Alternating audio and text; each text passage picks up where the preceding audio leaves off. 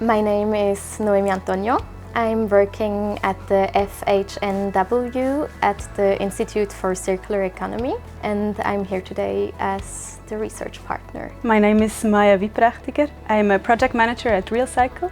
We're a small company working on bringing more sustainable circular economy to Switzerland and to industry specifically. And I'm here as the implementation partner today. So for me, the main value in participating in this co-creation workshop towards radical innovation for the innovation booster fashion and lifestyle is to really be challenged with my challenge. So having my own thoughts and ideas of what we should work on challenged really gives me and the research partner the opportunity to readdress our own thoughts, ideas, and really being able to expand also our solution space and what we want to work on and how we are going to work on ideally a feasible, sustainable solution. Working with design thinking exercise today really helped us bringing our first idea to a radical innovation and to scale it up, to make it a bit more visionary, to also create a combination of a research focus and business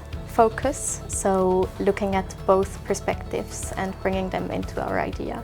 So for me, the design thinking process really also helped in structuring the way we address the challenge. Something which probably wouldn't have done if we just worked on it by ourselves in an online meeting or even in an in-person meeting. So just having this structured approach, I think, really helped shaping the solution.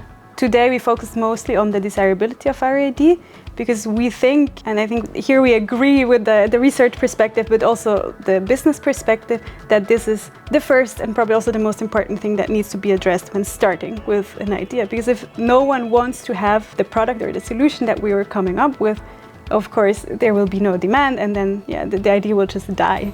So having this combination of an implementation partner and a research partner really gives the opportunity to combine both perspectives. And I personally can draw from expertise and more in-depth knowledge on, let's say, newer processes or newer materials, but I can also bring a bit to the table more, say, closeness to industry and having the desires and the needs of industry when creating the solution.